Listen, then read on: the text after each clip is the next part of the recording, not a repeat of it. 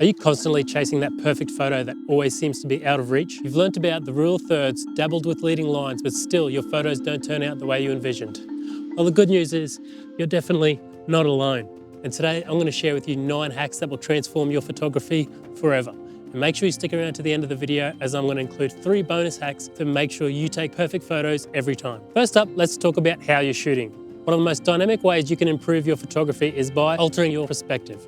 This one simple adjustment can transform the narrative and the emotional impact your image has. Instead of shooting at eye level, try looking up and down first. Capturing a scene from a bird's eye view can offer a perspective that tells a story of scale and space. On the other hand, lowering our camera will offer a perspective that makes our subject look grand and monumental. Try moving closer and closer again. Sometimes when we shoot, we love to stay in our comfort zone, but a great thing to do is get close to your subject. This will reveal details and textures that would otherwise go unnoticed. Challenge yourself to capture unconventional perspectives. Try different heights, different angles, different locations, different focal lengths. This will make sure you have an array of images, so when you've moved on from that spot, you're guaranteed to have one great image from that location. Photography is all about seeing the world from a fresh angle, to give your audience a look at what you see through your lens. So next up, we'll talk about adding foreground interest. Have you ever looked at your photos and thought they look a bit flat and two-dimensional? Adding a compelling foreground can really add depth and lead your viewer's eye through the image.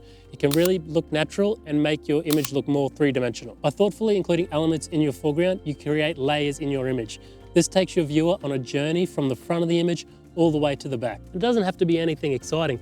This simple rock or the stick here make a great foreground element. The key to finding a great foreground element is to find something that complements your main subject without overshadowing it. However, at times the foreground can become the main subject of the photo, as you're seeing here with some of these wide angle shots. All it really takes is some experimenting with different foreground elements. Something so insignificant can create the perfect foreground element. So hack number 3 is simplifying your shots with negative space.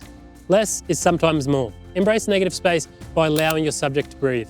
This means surrounding it with, well, nothing. The purpose of negative space is to really draw your viewer's eye directly to your subject, not distract it in any way, especially in the foreground. A simple method I use is try moving towards my subject or away from my subject to exclude anything that could distract my viewers. The simplicity of this method can really convey a powerful message. Number 4, we're talking about a frame within a frame. Use your environment to create a frame around your subject. This will direct your viewer's eye directly to the subject.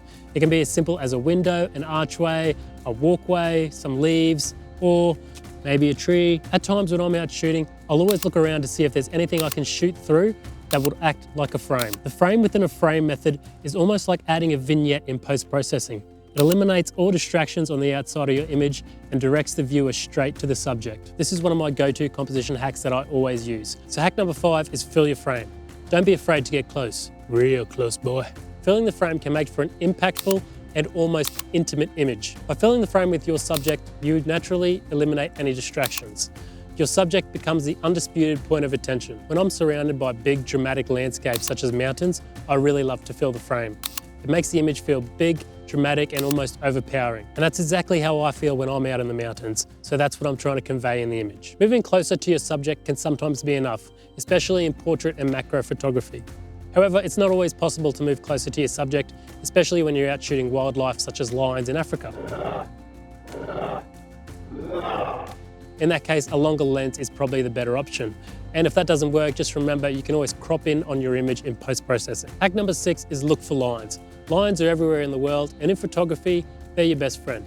Proper arrangement of lines will guide your viewer's eye around the image to the subject matter, or it'll convey a sense of movement. But if this is done wrong, it can take away or draw away the strength of the subject. When you're out shooting, do consider that lines don't have to be a literal line such as a road marking or a railroad track. A line can be the division between light and dark, maybe 2 different colors between the water and the sand and the ocean. Also remember that not all lines are horizontal.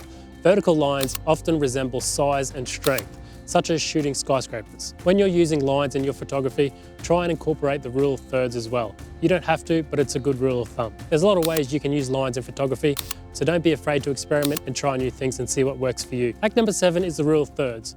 This is undoubtedly the most important technique you'll ever learn in composition. Imagine there's 2 evenly spaced vertical lines and 2 evenly spaced horizontal lines placed over your viewfinder like a tic-tac-toe board. The lines divide the screen into 9 rectangles. Where the vertical lines cross the horizontal line, they're considered the rule of third points. According to the rule of thirds, Place your subject on one of these intersecting points for a naturally balanced image. It's a way to give your main subject special emphasis and make it feel important.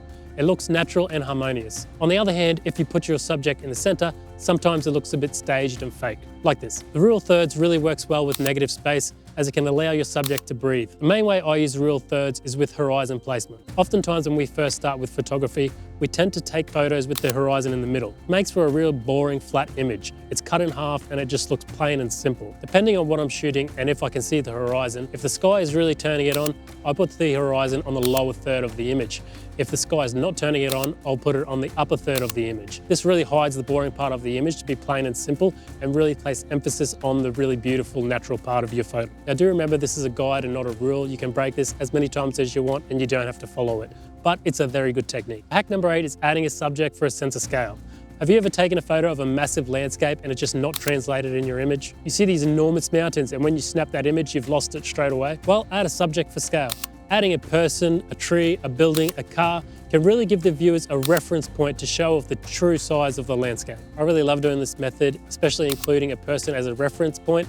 A lot of the times when a viewer sees this, they could almost imagine themselves in the subject's shoes. So hack number 9 is use visual direction. Direct your viewer's attention with visual direction. Visual direction is all about leading your viewer's eye from one point in the image to the next.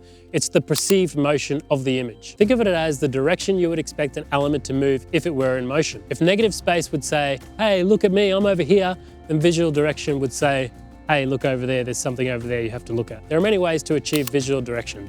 For instance, you could have a person in your image pointing at another person or pointing to a subject in the background or midground. The shape of an element might create an axis and could suggest direction. And an element in your photo could also be naturally moving, such as a runner, or maybe there's a cowboy on a horse rounding up some cows. Where you position yourself throughout that image is called visual direction. Before we wrap up here are 3 bonus tips. Number 1 is position yourself for a better background. Simple changes can drastically improve your composition. And for me, a background can make or break an image. Sometimes all it takes is moving away 10 meters or going for a walk for 15 minutes to reposition yourself to capture a more dynamic background. So number 2 is look for natural contrast. And I don't mean in Lightroom. Contrast is all about the play between light and dark, blue and orange, so on, you get it. We as humans are naturally drawn to contrast. And if you can capture this before you have to start editing, you're well on your way to capturing a better composition. Final tip I have for you is especially for you landscape photographers, and I see this way too much, is don't put down your tripod until you're set in stone that is where you want to be. For some strange reason, I've watched landscape photographers all the time, they'll put down their tripod and as soon as it's down, it's like they're putting it in concrete. They don't move, they don't want to move, that's where they're going and that's where they're staying. And it's a real shame because if you stay in one spot, you're guaranteed one frame, one composition. Try and move around as best you can. So what I do if I put down my tripod is I'll capture a handful of shots at different focal lengths, different angles, and then I have to say to myself, okay, I've got the shots, I need to move on. There's only one exception here, and that's if this one spot I'm in I know is the best, then I'll stay there for sure. But most of the time, I'm trying to move around as much as I can. Sometimes in photography, the smallest move can make a massive difference. After all, photography is a journey and there's always something to learn. So if you did enjoy this video, please give it a thumbs up, share it with others, and subscribe to my channel, and we'll see you next time.